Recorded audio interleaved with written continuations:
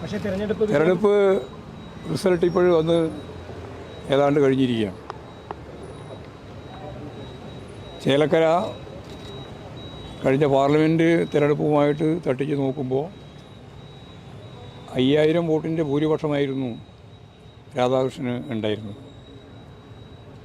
ഇപ്പോഴത് 12,000-ലധികം വോട്ടിൻ്റെ ഭൂരിപക്ഷത്തിന് അവിടെ ജയിക്കാനായി. പാർലമെൻറ്റ് തിരഞ്ഞെടുപ്പുമായിട്ട് തട്ടിച്ച് നോക്കുമ്പോൾ കോൺഗ്രസിൻ്റെ വോട്ട് കുറയുകയാണ് ചെയ്തത്. 3000 വോട്ട് അധികം കുറയുകയാണ് ചെയ്തത്. അപ്പോൾ വലിയ അവകാശവാദമെല്ലാം പ്രതിപക്ഷ നേതാവ് ഉൾപ്പെടെ ഉയർത്തുമ്പോൾ അവർക്ക് പാർലമെൻറ്റ് തിരഞ്ഞെടുപ്പിൽ കിട്ടിയിട്ടുള്ള വോട്ടിനേക്കാൾ 3000 വോട്ട് കുറയുകയും LDFന് പാർലമെൻറ്റ് കിട്ടിയതിനേക്കാൾ കൂടുതൽ വോട്ട് 5000-ൽ നിന്ന് 12,000 വർദ്ധിപ്പിക്കാൻ കഴിയുകയും ചെയ്തിരിക്കുന്നു എന്നുള്ളതാണ് ഏറ്റവും അവസാനത്തെ കണക്ക്. ഉജ്ജ്വലമായ വിജയം. കഴിഞ്ഞ പ്രാവശ്യം UR പ്രദീപ് ജയിച്ച ഭൂരിപക്ഷത്തേക്കാൾ കൂടുതൽ ഭൂരിപക്ഷത്തിന് ഈ പ്രാവശ്യം ജയിക്കാൻ സാധിച്ചിട്ടുണ്ട്. ഇടതുപക്ഷ ജനാധിപത്യ മുന്നണിയുടെ സീറ്റ് നിലനിർത്താനായി എന്നുള്ളത് ഈ എല്ലാ പിന്തിരിപ്പൻ ശക്തികളുടെയും വർഗീയവാദികളുടെയും അതിനെല്ലാം പൂർണ്ണമായ പിന്തുണ നൽകുന്ന മാധ്യമ ശൃംഖലകളുടെയും എതിർപ്പുകളെ അതിജീവിച്ചുകൊണ്ട് യഥാർത്ഥത്തിൽ ചേലക്കര UR പ്രദീപ് വമ്പിച്ച ഭൂരിപക്ഷത്തോടെ ജയിച്ചിരിക്കുന്നു എന്നുള്ളത് കേരള രാഷ്ട്രീയം എങ്ങോട്ടേക്കാണ് എന്നുള്ളതിന് വ്യക്തത നൽകുന്ന, ദിശാബോധം നൽകുന്ന ഒരു തെരഞ്ഞെടുപ്പ് വിജയം തന്നെയാണ് ഉണ്ടായിട്ടുള്ളത്. വരാൻ പോകുന്ന തദ്ദേശ സ്വയംഭരണ സ്ഥാപനങ്ങളിലേക്കുള്ള തെരഞ്ഞെടുപ്പിലും അതിനുശേഷം നടക്കാൻ പോകുന്ന അസംബ്ലി തെരഞ്ഞെടുപ്പിലും കേരളത്തിൻ്റെ ഭാവി നിർണ്ണയിക്കുന്നതിൽ ഇടതുപക്ഷ ജനാധിപത്യ മുന്നണിക്ക് നിർണായകമായ ചുമതല നിർവഹിക്കാനാവും എന്ന് തന്നെയാണ് ചേലക്കര ഉപതെരഞ്ഞെടുപ്പുമായിട്ട് ബന്ധപ്പെട്ടുണ്ടായ വിധിയെ ഞങ്ങൾ കാണുന്നത്. പാലക്കാട് ഞങ്ങൾ 3-ാം സ്ഥാനത്താണ് കുറേ കാലമായിട്ട്. ഇപ്രാവശ്യം ഞങ്ങളൊരു സ്വതന്ത്ര സ്ഥാനാർത്ഥിയെയാണ് മത്സരത്തിൽ മുമ്പോട്ടേക്ക് വെച്ചത്. Doctor P. സരീൻ മികച്ച സ്ഥാനാർത്ഥിയാണ് എന്നിപ്പോൾ എല്ലാവർക്കും ബോധ്യമായി. 1-ാം സ്ഥാനത്തും 2-ാം സ്ഥാനത്തും 3-ാം സ്ഥാനത്തും എല്ലാം നിൽക്കുന്ന ഒരു തെരഞ്ഞെടുപ്പ് രാഷ്ട്രീയ പോരാട്ടത്തിൽ ഒപ്പത്തിനൊപ്പമാണ് എന്ന് എല്ലാവർക്കും പറയേണ്ടി വന്ന ഒരു രാഷ്ട്രീയ പോരാട്ടം, രാഷ്ട്രീയ സമരം തന്നെ യഥാർത്ഥത്തിൽ പാലക്കാട് നടക്കുകയുണ്ടായി. സരിൻ നല്ല സ്ഥാനാർത്ഥിയാണ് എന്ന് ഇപ്പോഴാ മണ്ഡലം പൂർണ്ണമായിട്ടും കേരളം മൊത്തത്തിലും അംഗീകരിച്ചിട്ടുണ്ട്. കഴിഞ്ഞ തെരഞ്ഞെടുപ്പിൽ കിട്ടിയതിനേക്കാൾ കൂടുതൽ വോട്ട് ഇപ്രാവശ്യം നമുക്ക് ലഭിക്കുകയും ചെയ്തു. ഞങ്ങൾ 3-ാം സ്ഥാനത്തും BJP 2-ാം സ്ഥാനത്തും നിൽക്കുമ്പോഴുണ്ടായിരുന്ന വോട്ടിൻ്റെ അന്തരം നല്ലതുപോലെ കുറക്കാൻ സാധിച്ചു. വളരെ ചുരുക്കം വോട്ടിലേക്ക് അതെത്തി എന്ന് പറഞ്ഞാൽ പാലക്കാട് ഇടതുപക്ഷ ജനാധിപത്യ മുന്നണി എഴുതി തള്ളേണ്ടുന്ന ഒരു സീറ്റല്ല. എല്ലാ വർഗീയ ശക്തികളെയും ചേർത്ത് നിർത്തിക്കൊണ്ടാണ് UDF അവിടെ ജയിച്ചത്. UDFന് വേണ്ടി പ്രവർത്തിച്ച ഏറ്റവും പ്രധാനപ്പെട്ട വിഭാഗം ജമാഅത്ത് ഇസ്ലാമിയും SDPIയുമാണ്. ഈ ഫലപ്രഖ്യാപനം നടക്കുന്നതിന് മുമ്പ് ആദ്യം അവിടെ പ്രകടനം നടത്തിയത് SDPIയാണ്. SDPIയുടെ പ്രകടനമാണ് ആ മണ്ഡലത്തിൻ്റെ പല ഭാഗങ്ങളിലും നടന്നത്. അപ്പോൾ സ്വാഭാവികമായി മുസ്ലിം വർഗീയ ശക്തികൾ അവരെ കൂടി ഐക്യമുന്നണിയുടെ ഭാഗമായിട്ട് ചേർത്തുകൊണ്ടാണ് ഈ കൊട്ടിഘോഷിക്കുന്ന ഭൂരിപക്ഷം അവർക്ക് ലഭിച്ചിട്ടുള്ളത്. BJPയാണ് അപകടം എന്ന് ചൂണ്ടിക്കാണിച്ച് വലിയ രീതിയിൽ ന്യൂനപക്ഷ വോട്ട് ആകർഷിക്കുന്നതിന് വേണ്ടിയുള്ള പ്രവർത്തനത്തിൽ ആരെക്കാളും മുമ്പന്തിയിൽ നിന്നത് ലീഗിൻ്റെ ഒപ്പം SDPIയും ജമാഅത്ത് ഇസ്ലാമുമാണ്. ഈ ഒരു മഴവിൽ സഖ്യമാണ് യഥാർത്ഥത്തിൽ അവിടെ പ്രവർത്തിച്ചത്.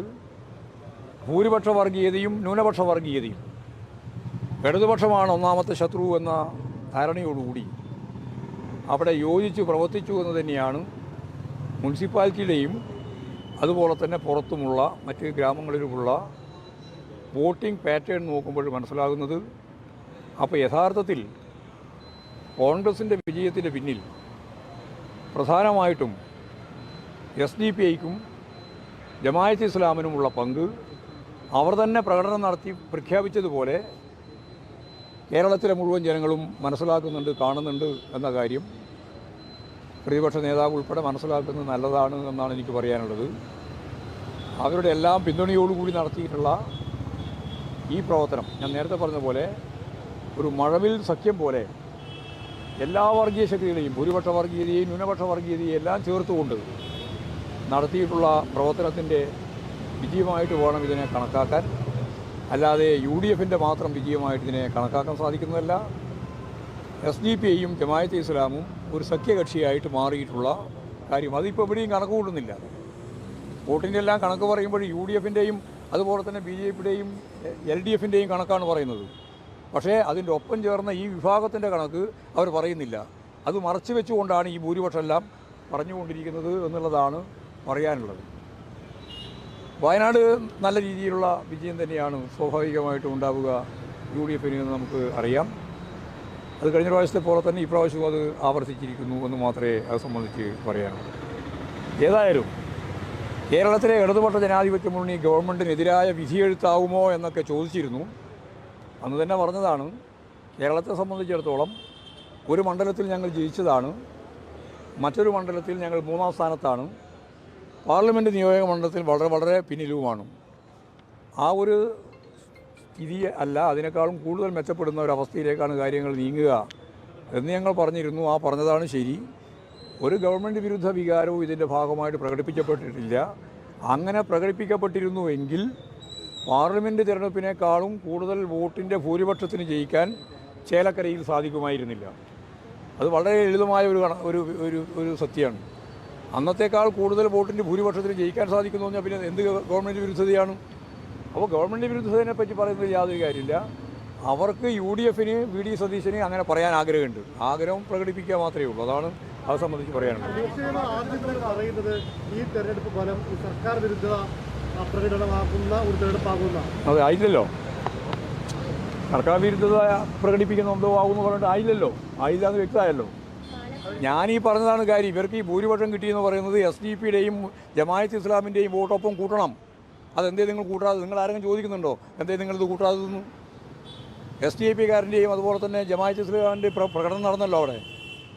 വിക്ടോറിയ കോളേജിന് മുമ്പിൽ ആദ്യം നടത്തിയ പ്രകടനം UDFൻ്റെ അല്ല, ആദ്യം നടത്തിയ പ്രകടനം SDPക്കാരൻ്റെയാണ്. അപ്പോൾ ഇതിലൊന്നും ഒരു അത്ഭുതമില്ല. ഇതിലെന്ന് പറഞ്ഞാൽ എല്ലാ കമ്മ്യൂണിസ്റ്റ് വിരുദ്ധ വിഭാഗങ്ങളെയും ഇടതുപക്ഷ വിരുദ്ധ വിഭാഗങ്ങളെയും യോജിപ്പിച്ച് നേടിയിട്ടുള്ള ഒരു വിജയമായിട്ട് മാത്രമേ പാലക്കാട് കാണേണ്ടിയുള്ളൂ. എന്നാൽ ഞങ്ങൾ മുന്നേറിക്കൊണ്ടിരിക്കുകയാണ്. അടുത്ത സ്റ്റെപ്പ് വരുമ്പോൾ അവിടെ വളരെ ഫലപ്രദമായ രീതിയിൽ മത്സരിക്കാനുള്ള ശേഷി ഇടതുപക്ഷ ജനാധിപത്യ മുന്നണിക്ക് ഉണ്ടാവും. മാത്രമല്ല P. സരിൻ എന്ന് പറയുന്ന ഡോക്ടർ P. സരിൻ ഞങ്ങളെ സംബന്ധിച്ചിടത്തോളം വലിയ മുതൽക്കൂട്ടാണ്. CPMന് ഇടതുപക്ഷ പ്രസ്ഥാനത്തിന് വലിയ മുതൽക്കൂട്ടായിട്ട് മാറിയിരിക്കുകയാണ് ഈ ആദ്യം അവതരിപ്പിച്ച ഈ സ്ഥാനാർത്ഥി, ഇടതുപക്ഷ ജനാധിപത്യ മുന്നണിയുടെ സ്വതന്ത്ര സ്ഥാനാർത്ഥി.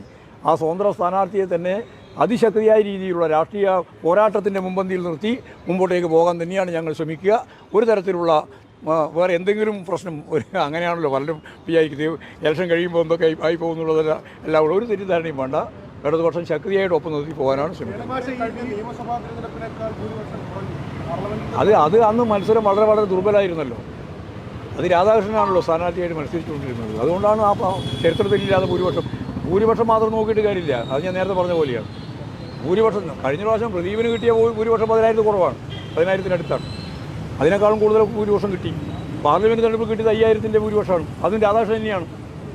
അപ്പോൾ ആ രാധാകൃഷ്ണൻ കിട്ടിയ 5,000-ൽ നിന്ന് 12,122 എത്തി. അപ്പോൾ നല്ല രീതിയിലുള്ള മുന്നേറ്റമാണ് അവിടെ ഉണ്ടാക്കാൻ സാധിച്ചിട്ടുണ്ട്. പാലക്കാട് BJPയുടെ ഒരു തകർച്ച, ഒരു വലിയ വിജയപ്രതീക്ഷയുണ്ട്. പക്ഷേ അത് എങ്ങനെയാണ്?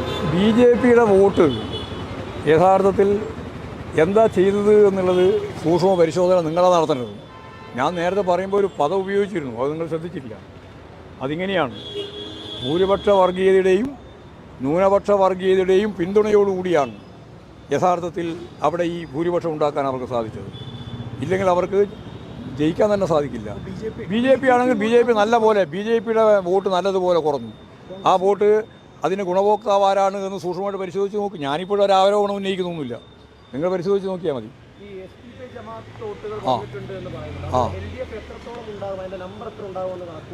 അത് കണക്കൂട്ടിയില്ല. അത് നിങ്ങളല്ലേ കണക്കൂട്ടുണ്ട്, നമ്മളെങ്ങനെ കണക്കൂട്ടുണ്ട്? ഞാൻ പറഞ്ഞത് ഈ ഭൂരിപക്ഷത്തിൻ്റെ വർധനവിൻ്റെ ഒരു പ്രധാനപ്പെട്ട ഘടകം ഈ പറയുന്ന ജമാഅത്ത് ഇസ്ലാമിൻ്റെയും പ്രത്യേകിച്ച് SDPIയുടെയും വോട്ടാണ്. ഒരു SDPIക്ക് നല്ല സ്വാധീനമുള്ള സ്ഥലം തന്നെയാണ്. സർക്കാർ വിരുദ്ധ വിലയിരുത്തലായിട്ടില്ലല്ലോ, എവിടെയായിട്ടില്ല. സർക്കാർ വിരുദ്ധം എന്ന് പറഞ്ഞാൽ അവിടെ കേന്ദ്ര ഗവൺമെൻറ്റിൻ്റെ വിരുദ്ധയാണോ? ഇവിടെ എവിടെ സർക്കാരിൻ്റെ വിലയിരുത്തലെന്ന് ഇവിടെ പറയേണ്ട കാര്യം? അത് സർക്കാരല്ലേ പറയുന്നത്. ഞാനിപ്പോൾ പറയുന്നത് ഗവൺമെൻറ് വിരുദ്ധ വികാരമോ ഗവൺമെൻറ്റിനെതിരായ വിലയിരുത്തലോ ആകാൻ ഈ തെരഞ്ഞെടുപ്പ്, ഈ ഉപതെരഞ്ഞെടുപ്പ് തീർച്ചയായിട്ടും സാധിക്കുന്നതല്ല. അതാണ്. പാലക്കാട് രാഹുൽ മാങ്കൂട്ടത്തിന്റെ ഭൂരിപക്ഷം കൂടി. അവിടെ മാഷ് പറയുന്നുണ്ട് ഈ രണ്ട് വർഗീയതയും ഒരുമിച്ച് പ്രവർത്തിച്ചാണ് വിജയത്തിന് കാരണമായത്. അപ്പോൾ BJP കൃത്യമായി വോട്ട് മറിച്ചു എന്നുള്ളതാണ് മാഷ് പറയുന്നത്. അത് പരിശോധിക്കേണ്ടതാണ്. കാരണം മുനിസിപ്പാലിറ്റിയിൽ നല്ലതുപോലെ വോട്ട് കോൺഗ്രസ്സിന് വർദ്ധിക്കുകയും BJPക്ക് കുറയുകയും ചെയ്തിട്ടുണ്ട്. അതിൻ്റെ ഇക്വേഷൻ എന്താണ് എന്നുള്ളത് പരിശോധിച്ച് നോക്കണം. അത് ഞാൻ പറഞ്ഞ മനസ്സിലായില്ലേ? ഇത് സംശയമല്ലല്ലോ ഞാൻ പറഞ്ഞത്. വോട്ട് മറച്ചു എന്നല്ലേ പറയുന്നത്? അതായത് വോട്ട് മറഞ്ഞിട്ടുണ്ട്.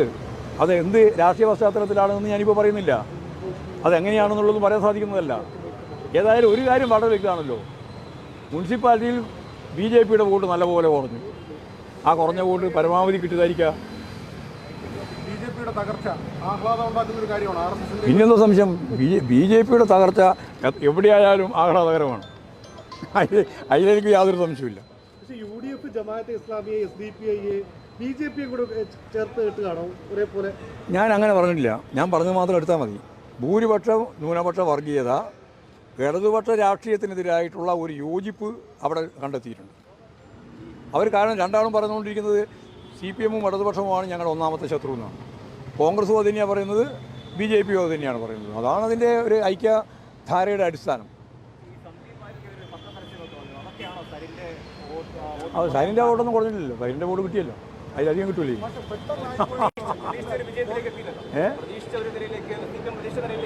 അല്ലല്ല, പ്രതീക്ഷിച്ചെന്ന് പറഞ്ഞാൽ ഞങ്ങൾക്ക് കഴിഞ്ഞ പ്രാവശ്യത്തെക്കാളും വോട്ട് കുറഞ്ഞിട്ടുണ്ടെങ്കിൽ നിങ്ങൾ ചോദിച്ച ചോദ്യത്തിന് പ്രസക്തിയുണ്ട്. ഞങ്ങൾക്ക് കഴിഞ്ഞ പ്രാവശ്യത്തെക്കാളും വോട്ട് കൂടുക ഇത്.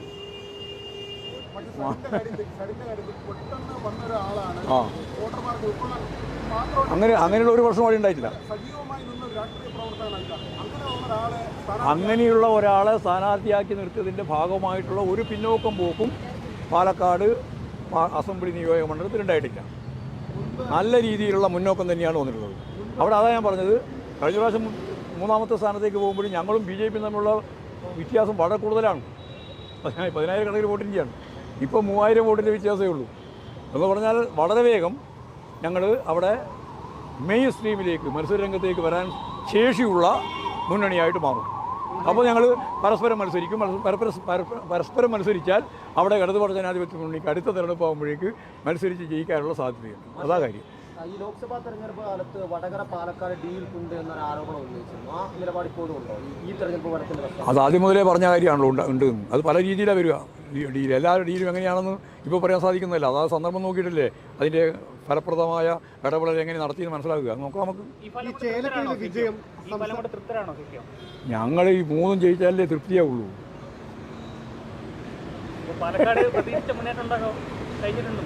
ഞങ്ങൾ മുന്നോട്ടേക്ക് വരികയും ചെയ്തു. BJP നല്ലപോലെ പിന്നോട്ടേക്ക് പോവുകയും ചെയ്തു. ഞങ്ങൾ കുറച്ചുകൂടി മുന്നോട്ടേക്ക് അഡ്വാൻസ് ചെയ്യുന്നു. പിന്നെ സംതൃപ്തിയാകുക എന്ന് പറഞ്ഞാൽ 3 മണ്ഡലവും 3 പാർലമെൻറ്റ് മണ്ഡലവും അസംബ്ലി മണ്ഡലവും എല്ലാം ജയിക്കണം. അന്നേരം സംതൃപ്തിയാവുള്ളൂ, അല്ലെങ്കിൽ സംതൃപ്തിയാവില്ല. ഒരു വികാരമില്ല, ഒരു ഭരണവിരുദ്ധ വികാരവുമില്ല. അതെല്ലാം VD സതീശൻ്റെയും അതുപോലെ തന്നെ K സുരേന്ദ്രൻ്റെയും ഒക്കെ മനസ്സിൽ മാത്രമേ ഉള്ളൂ. അല്ലാണ്ട് ജനങ്ങൾക്കിടയിൽ അതൊന്നുമില്ല. ഒരു സംശയമില്ല.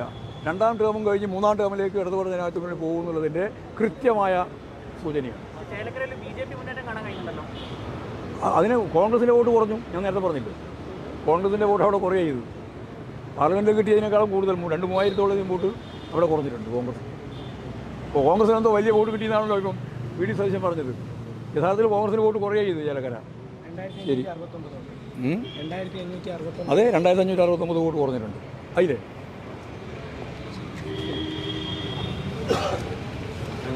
ഈ ബി ജെ പി